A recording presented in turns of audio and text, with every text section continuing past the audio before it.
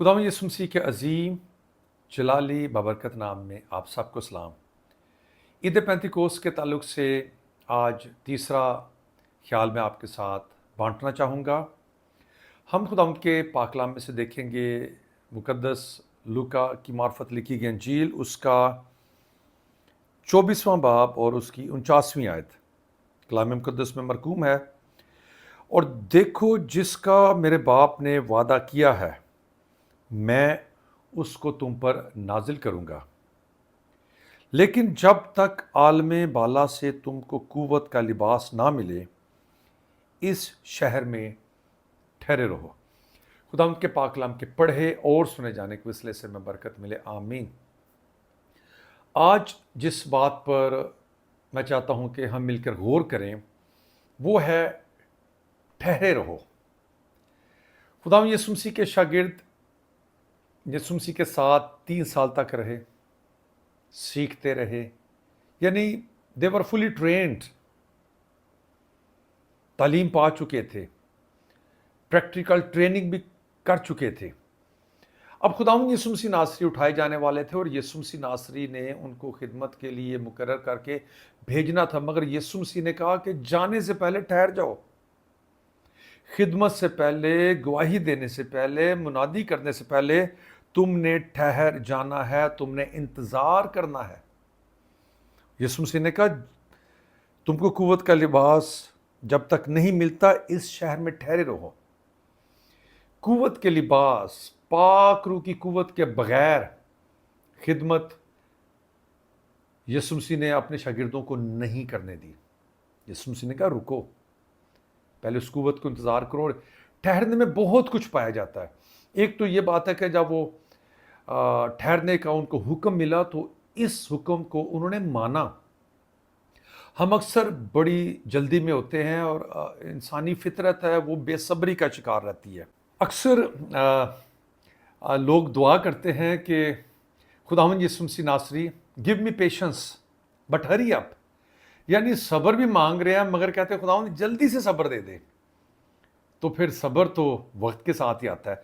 तो यहाँ पर फरमाबरदारी भी थी, उन्होंने सब्र करना भी सीखा और खुदावंद यीशु मसीह नासरी की बात को माना और यीशु मसीह ने उनको कहा था ठहर जाओ। अब उनको ये नहीं पता था उन्होंने कितने दिन ठहरना, मगर खुदावंद यीशु मसीह को पता था कि उसने किस दिन रूल को उसको नाजिल करना है।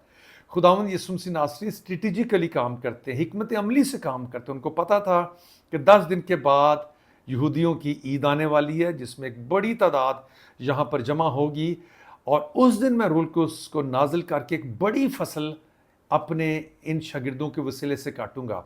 तो यीशु मसीह नासरी ने उनको ठहरने का कहा।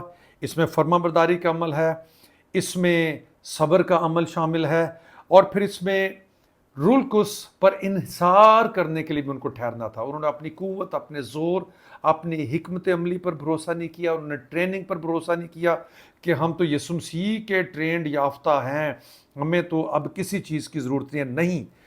उन्होंने यीशु मसीह की ट्रेनिंग लेने के बाद यीशु मसीह ने जो कुछ कहा उसको माना और वो ठहर गए और इस बात का उन्होंने इस अमल से इजहार किया कि यीशु मसीह जो कहते हैं वो हमें मानना चाहिए। और ठहरना सिर्फ ठहरना नहीं है कि बंदा बैठ जाए बस वेट करता रहे पैसिवली और कुछ ना करे। नहीं, ठहरना जो है ये दुआ के साथ जुड़ा हुआ है।